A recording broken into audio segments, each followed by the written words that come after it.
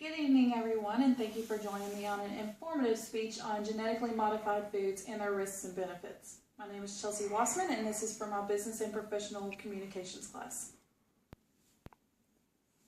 What exactly are genetically modified foods, and why are they so bad for you? Because since birth, we were always told only eat healthy, and once we were told to only eat healthy, it was organic and non-genetically modified foods. In this presentation, I will show you exactly what the benefits were, but also the risks of eating genetically modified foods. Genetically modified foods are crops that have been modified in a lab to enhance desired traits. These were to improve nutritional contents.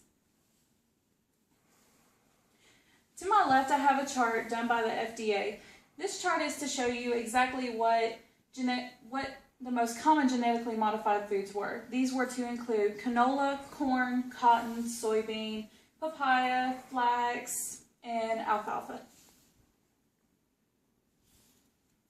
Some of the benefits of genetically modified foods were pest resistance, herbicide tolerance, disease and cold tolerance, nutrition, and pharmaceuticals.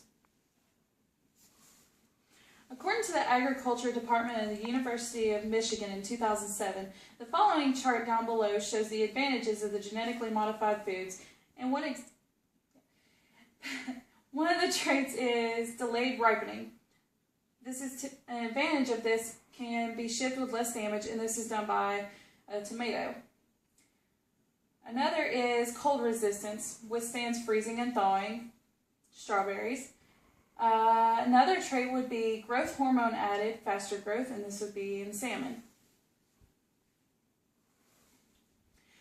This following chart was done by Minds.com, and it is to show the exact regions of where you are GMO free, GMO was banned from the region, or GMO you were just allowed,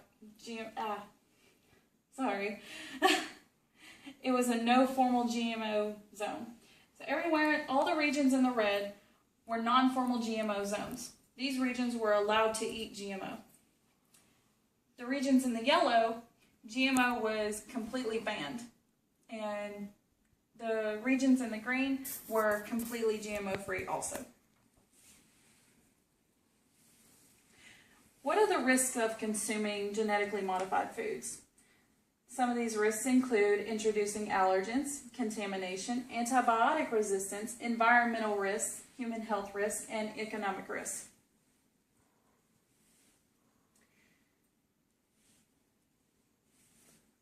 Environmental risks were genetically modified plant DNA transferring to a non-genetically modified plant. This was usually done by wind, pollination, and animals such as birds carrying the genetics to other plants. Human health risks were increase in food allergies.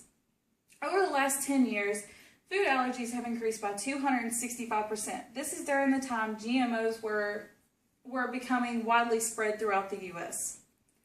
Economic risks included corporate profits outweighed public health. The GM market is a lengthy and costly process. Corporations promoted GMO crops and converted them into food to feed animals that eventually ended up in a McDonald's wrapper, sending many individuals to obesity, which raised the cost of medical emergencies and raised health risks.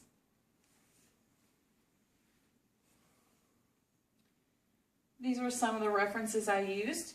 I used WebMD, the Daily Beast, Whole Foods Anti-GMO Swindle, World Health Organization, ProQuest, and Minds Alpha.